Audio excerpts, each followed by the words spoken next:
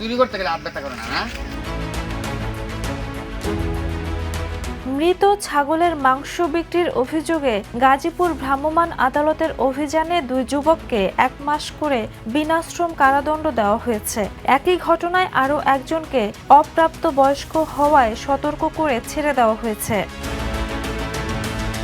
ঘটনাটি ঘটেছে গত 3 মে দুপুরে গাজীপুর সদর উপজেলার ভাওয়ালগড় ইউনিয়নের রুদ্রপুর এলাকায়। সেখানে ভূমি বিষয়ক উপজেলা সহকারী কমিশনার ও নির্বাহী ম্যাজিস্ট্রেট মোহাম্মদ মঈন খান এলিস ভ্রাম্যমাণ আদালত পরিচালনা করেন।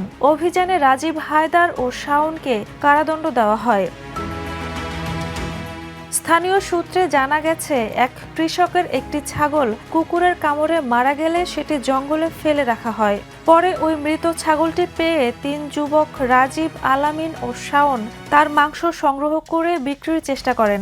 বিষয়টি দেখে স্থানীয়দের সন্দেহ হলে তারা তাদের আটক করে জিজ্ঞাসাবাদ করেন। এক পর্যায়ে তারা মৃত ছাগলের মাংস বিক্রির কথা স্বীকার করে।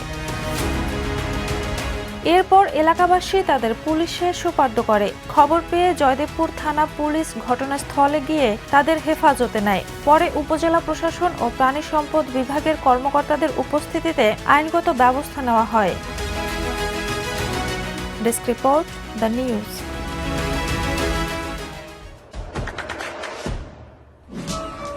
দেশে দেশে সবার সাথে দ্য নিউজ।